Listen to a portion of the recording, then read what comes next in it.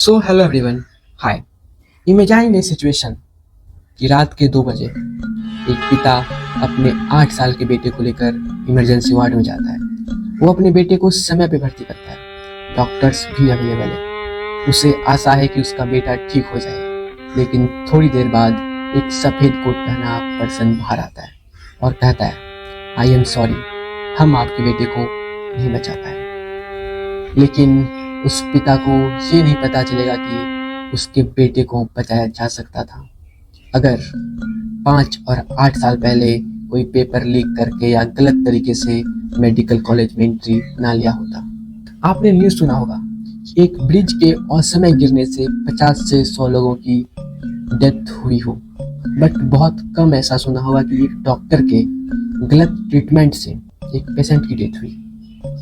यदि सुना है तो वो कोई ब्लंडर मिस्टेक होगा जो इजीली पता चल सके, लाइक रॉन्ग सर्जरी या अन्य, ठीक है। और बाकी का क्या, मान लो आप एक डॉक्टर के पास जाते हो, वो आपका ट्रीटमेंट स्टार्ट करता है, क्या आपको पता चलेगा कि वो सही है या नहीं?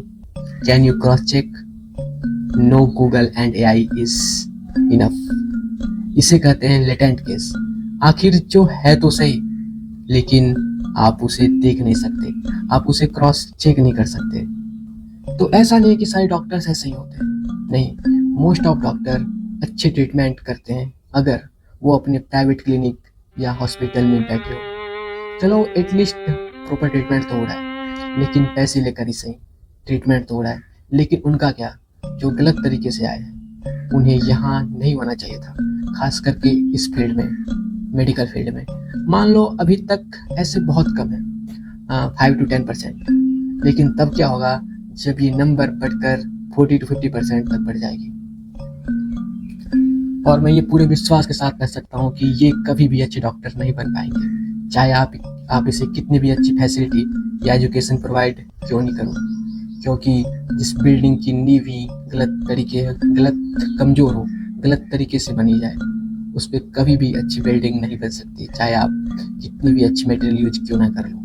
जो डिजर्विंग बच्चे हैं वो तो फर्स्ट स्टेप में नहीं क्रॉस कर पाएंगे, क्योंकि आधी गवर्नमेंट सीट तो बेच दिया जाएगा, और प्राइवेट सीट इतनी महंगी है कि वहाँ अच्छे बच्चे नहीं, पैसे वाले बच्चे जाते हैं। अब आप बताओ क्या होगा? Medical crisis, increase in medical error, public loss trust, rural health care collapse, rich poor health care gap increases, brain drain, fake और low quality health care rises.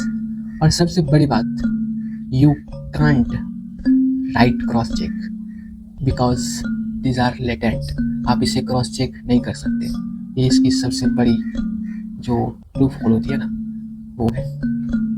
आज नीट एग्जाम में मास लेवल में paper leak हुआ है, तो गलती किसकी है? एग्जाम ट्रांसपेरेंट नहीं हो रहे, तो गलती किसकी है?